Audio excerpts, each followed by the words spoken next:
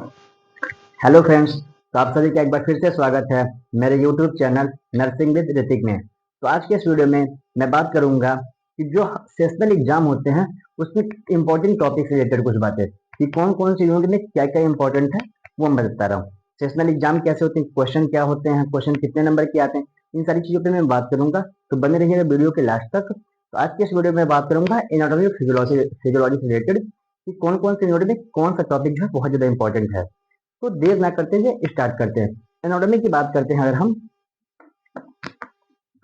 तो एनाटॉमी में सबसे पहले हम ये बात करते हैं जो एनाटॉमिकल टर्म्स एंड प्लेन्स होते हैं, पोजीशन जैसे हो गए। जो फर्स्ट यूनिट की हम बात कर रहे हैं, एनाटॉमिकल टर्म्स हो गए, प्लेन्स हो गए, पोजीशंस हो गए।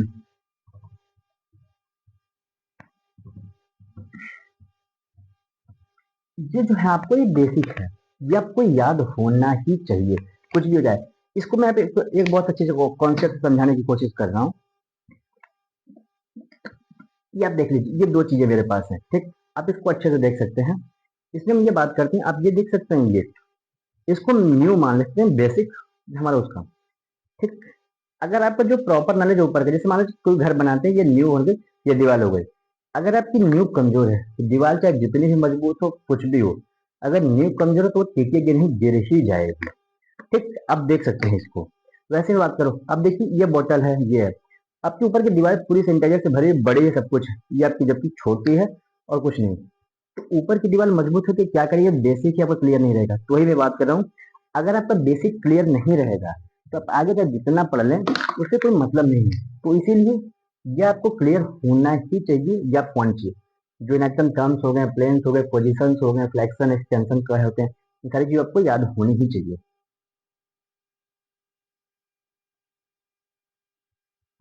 ये आपको याद होनी ही चाहिए, ठीक। उसके बाद अगर हम बात करें एक इसमें इंपॉर्टेंट, तो जो लेवल ऑफ ऑर्गेनाइजेशन है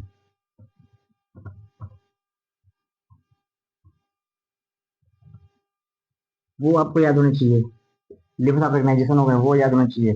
उसके बाद अगर हम बात करें सेल से रिलेटेड, सेल में क्या इंपॉर्टेंट हो सकता है, सेल, ठीक।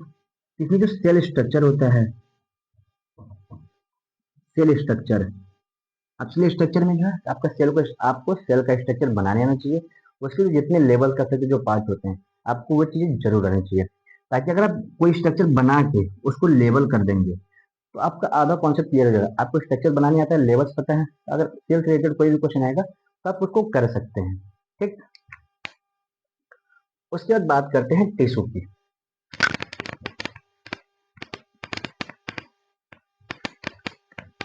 उसके बाद टिश्यू की बात करते हैं।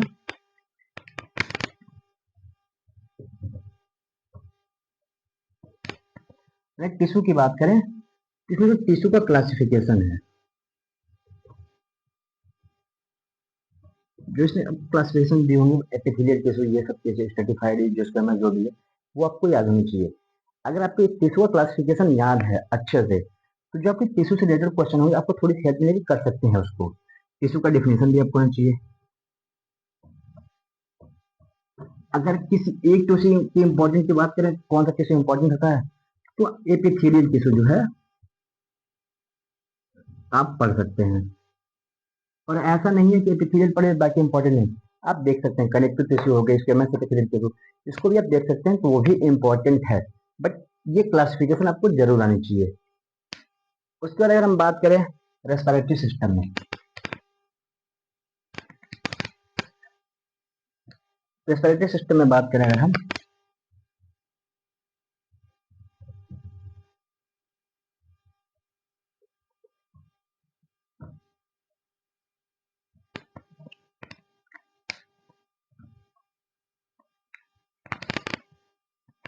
एक्सचेंज ऑफ गैस,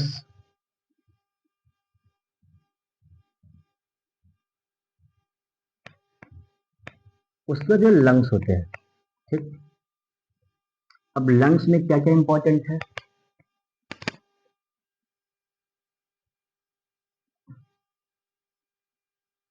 लंग्स में क्या क्या इंपॉर्टेंट है, लंग्स का डायग्राम अच्छे से लंग्स का डायग्राम बहुत अच्छे से, उसके जो लोब हो गए, लंग्स का फंक्शन हो गया। लंग्स का डायग्राम बहुत अच्छे से बनाना चाहिए आपको, उसके जो सारे पार्ट हैं उसको आप लेवल कर सकें, उसके जो लोब हैं उसके बारे में पता होना चाहिए, उसके जो लंग्स के जितने फंक्शंस हैं आपको वो आने चाहिए, क्योंकि लंग्स लंग्स जो रेस्पिरेटरी सिस्टम में बहुत बहुत बहुत ज़्यादा इंपॉर्टेंट है, तो आपको ये आना चाहिए। लंग्स के बाद अगर बात करें हम लंग्स के बाद, तो फिजियोलॉजी ऑफ रेस्पिरेशन हो गई, वेंटिलेशन हो गई, गैसियस एक्सचेंज हो गई,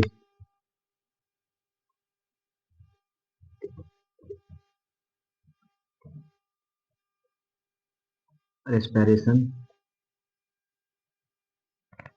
वेंटिलेशन, गैसियस एक्सचेंज,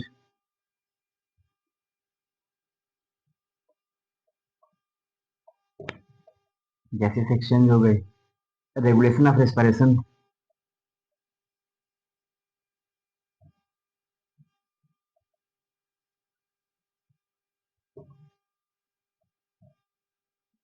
ये आपका जो है ये इंपॉर्टेंट हो गया रेस्पिरेटरी सिस्टम में। लंग्स बताया, जो चीजें बताया अभी, ये physiology of respiration, ventilation, gaseous exchange and regulation of respiration, ये भी आपका इंपॉर्टेंट है। उसके बाद अगर हम बात करें डाइजेस्टिव सिस्टम की, जो कि मस्ट मस्ट मस्ट है, सेशनल एग्जाम हो, यूनिवर्सिटी एग्जाम हो, एक्सटर्नल एग्जाम हो, कोई भी एग्जाम हो, डाइजेस्टिव सिस्टम से जरूर जरूर जरूर जरूर एक क्वेश्चन पूछा जाता है, चाहे लॉन्ग में या शॉर्ट में पूछा ही जाएगा।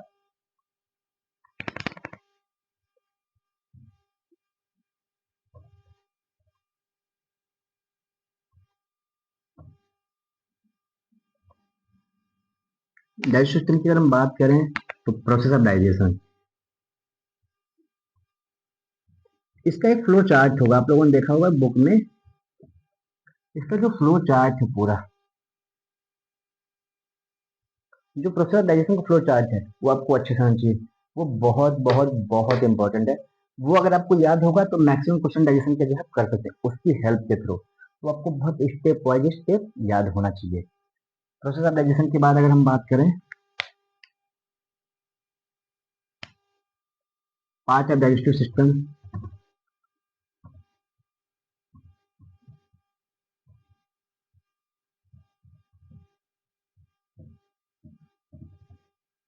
डाइजेस्टिव सिस्टम के पार्ट कौन कौन से होते हैं, उसके बाद अगर हम बात करें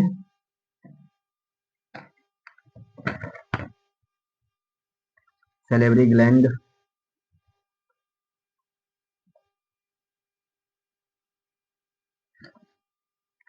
स्टमक, ठीक, अब यहाँ पे रुकते हैं।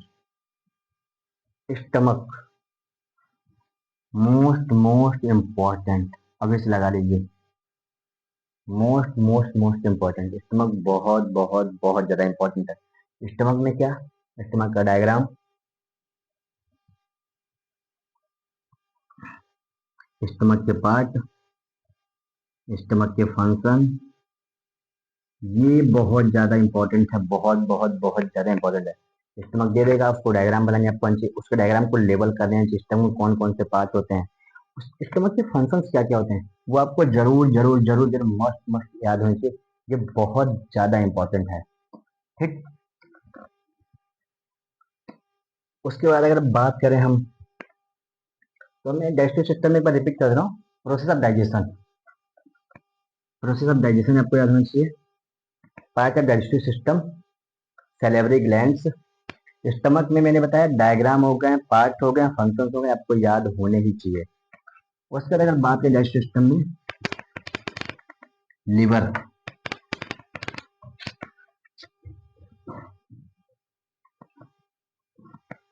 लीवर लीवर का अच्छे से सेम चीज, लीवर का डायग्राम, इसके फंक्शन आपको बहुत ही अच्छे से आने चाहिए, ये बहुत बहुत बहुत इंपॉर्टेंट है ये भी। स्टमक हो गए, लीवर हो गए, ये सबके मेजर क्वेश्चन है, मोस्ट इंपॉर्टेंट टॉपिक है, जो आपको कहीं ना कहीं मिल जाएंगे। उसके बाद बात करें हार्ट की,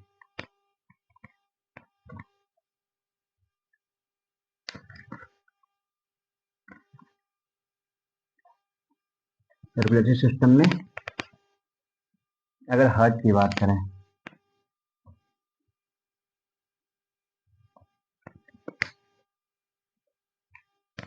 हार्ट का डायग्राम,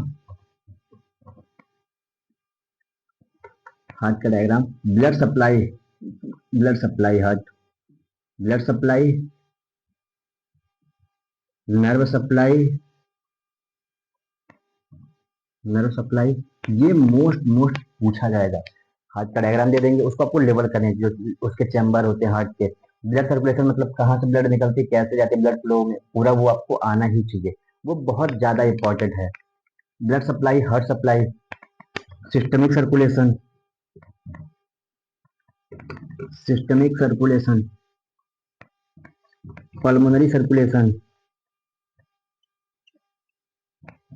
ये आपका बहुत इंपॉर्टेंट है हार्ट, क्योंकि हार्ट में कभी डायग्राम दे देंगे, कहेंगे इसको लेवल कीजिए, उसके बाद हार्ट में दे देंगे ब्लड सप्लाई बताओ, नर्व सप्लाई, स्पेशली इनाटॉमी अगर पूछते हैं तो ब्लड सप्लाई, नर्व सप्लाई पूछ जाते हैं। सिस्टमिक सर्कुलेशन, पल्मोनरी सर्कुलेशन, ये सब फिजियोलॉजी में पूछ सकते हैं। कार्डियक साइकिल, और ये चीज ये जब भी पूछेंगे आपको 2 नंबर नहीं पूछेंगे, 5 नंबर 10 नंबर में ही क्वेश्चन पूछने वाले हैं। तो आपको कार्डियक साइकिल, कार्डियक साइकिल का जो पूरा साइकिल होता है वो जो 3 कॉलम होते हैं, वो वेंट्रिकुलर जो भी है उससे रिलेटेड आपको वो याद होना चाहिए, उसके नंबर याद होने चाहिए।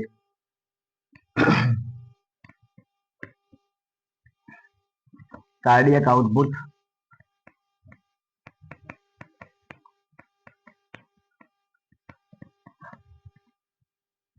तो हार्ट में जैसे डायग्राम हो गया, ब्लड सप्लाई हो गई, नर्व सप्लाई हो गए, सिस्टमिक सर्कुलेशन हो गया, पल्मोनरी सर्कुलेशन हो गया, कार्डियक साइकिल हो गई, कार्डियक आउटपुट, ये must must must must important है, आपको याद होने ही चाहिए।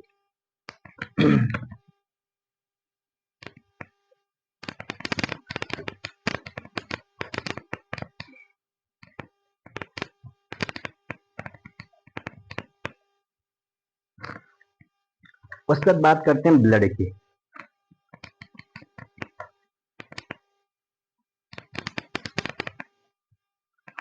ब्लड की बात करते हैं, इसमें आरबीसी, डब्ल्यूबीसी, ब्लड ग्रुप, ये आपका मोस्ट इंपॉर्टेंट है इस चैप्टर में, ठीक, तो आपको ये पढ़ लेना चाहिए, आरबीसी, डब्ल्यूबीसी, ब्लड ग्रुप, ये बहुत इंपॉर्टेंट है, ये भी आपको आना चाहिए। उसके बाद लिम्फेटिक की बात करते हैं, वीडियो थोड़ी सी लंबी हो रही है, परेशानी होगी ना, क्योंकि ये इंपॉर्टेंट चीज है, तो आपको थोड़ा सा डिटेल में बताने की कोशिश कर रहा हूँ मैं। लिम्फेटिक की बात करें हम,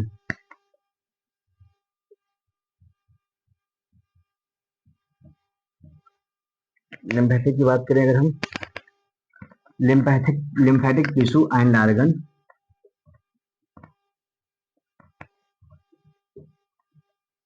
lymphatic टिश्यू कौन कौन से होते हैं, उसके आर्गन कौन से होते हैं।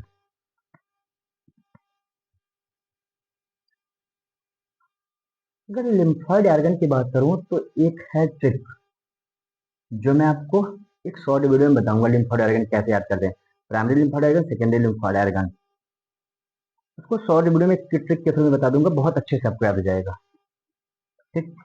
स्प्लीन, थाइमस, ये लिम्फॉइड में ये मोस्ट इंपॉर्टेंट है, ठीक, तो आपको ये आना ही चाहिए। इम्यूनिटी पे चलते हैं,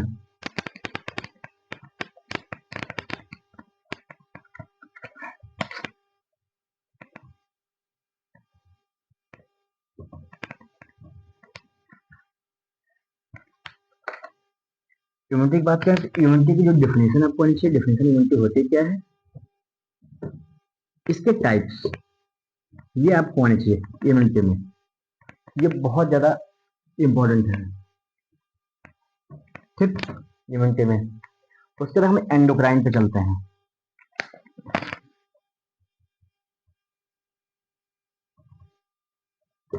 एंडोक्राइन की अगर बात करें, एंडोक्राइन बेसिकली बहुत इंपॉर्टेंट यूनिट है, बहुत मतलब बहुत ज्यादा इंपॉर्टेंट यूनिट है, इससे लॉन्ग क्वेश्चन पूछे जाने के चांसेस बहुत ज्यादा है, क्या सेशनल एग्जाम हो गया, मेन एग्जाम हो गया, इसमें आपका लगभग, अगर मेरी माने तो पूरा यूनिट इसको पढ़िए, बट थोड़े से अगर उसको शॉर्ट करें तो उसको हाइपोथैलेमस हो गया, पिट्यूटरी ग्लैंड हो गई, pituitary gland, thyroid gland, parathyroid gland, adrenal adrenal gland, pancreas, जो कि बहुत इंपॉर्टेंट है। ठीक, एक चीज का ध्यान रखिएगा, जो ग्लैंड है इनके अदर नाम भी होते हैं, तो कभी कभी अदर नाम से पूछ लेते हैं। तो एंडोक्राइन में hypothalamus, pituitary gland, thyroid gland, parathyroid gland, adrenal gland and pancreas. तो इस वीडियो में मैंने आपको सारी चीजें बताने की कोशिश की है कि कौन सी चीजों में क्या इंपॉर्टेंट है। जैसे आपको बेसिक एनाटॉमिकल जो टर्म्स होते हैं, कि ना कि फर्स्ट सेमेस्टर में हमेशा ये आपको आनी चाहिए पूरे, जब तक आप मतलब ये कह सकते हैं नर्सिंग फील्ड में, तब आजीवन याद होनी चाहिए। प्लेन्स हो गए, पोजिशंस हो गए, लेवल ऑफ ऑर्गेनाइजेशन हो गया। उसके बाद लंग्स की बात करें तो लंग्स बहुत इंपॉर्टेंट है, उसकी फिजियोलॉजी, रिस्पिरेशन हो गई, वेंटिलेशन हो गई। डाइजेस्टिव में आ गए तो स्टमक बहुत इंपॉर्टेंट है, लिवर हो गए, स्टमक के पार्ट हो गए, सैलिवरी ग्लैंड्स हो गए। उसके बाद अगर हम बात करें हार्ट में, तो हार्ट पूरा, उसके हार्ट के पार्ट कौन कौन से हैं, blood supply of the heart, nerve supply of the heart. उसके बाद उसकी फिजियोलॉजी उसकी पूरी आनी चाहिए। उसके सिस्टमिक सर्कुलेशन जो हो गए, पल्मोनरी सर्कुलेशन हो गए, कार्डियक आउटपुट हो गई। ये सब लॉन्ग क्वेश्चन में पूछ जाते हैं। इम्यूनिटी में बात करते हैं, इम्यूनिटी क्या होती है, उसके टाइप्स है, एक्वायर्ड, इननेट, वो हो गए। एंडोक्राइन में सारे इंपॉर्टेंट जो मैंने अभी बताए। तो मैंने इस वीडियो में आपको सब कुछ कवर करने की कोशिश की है। और ऐसा नहीं है कुछ बच्चे कहेंगे सर ने तो सब कुछ बता दिया, छोड़ा क्या, नहीं, मैंने कुछ चीज छोड़ी है। बट ऐसा ऐसा भी नहीं कर सकते बिल्कुल कम बताएं, क्योंकि वो क्वेश्चन आ गए जो मैंने नहीं बताए तो आप लोग ही कहेंगे आपने जो बताया उसमें तो आया ही नहीं। तो मैंने इंपॉर्टेंट कवर करने की कोशिश की है, आपको समझाने की कोशिश की है। उम्मीद करता हूँ कि आप लोगों को चीजें समझ में आई होंगी। वीडियो अच्छे लगे तो लाइक कीजिए, कमेंट कीजिए। और बहुत जल्दी मैं साइकोलॉजी, सोशियोलॉजी, नर्सिंग फाउंडेशन और इंग्लिश के लिए भी एक वीडियो बनाने वाला हूँ। ठीक, मिलते हैं नेक्स्ट वीडियो में, तब तक के लिए थैंक यू।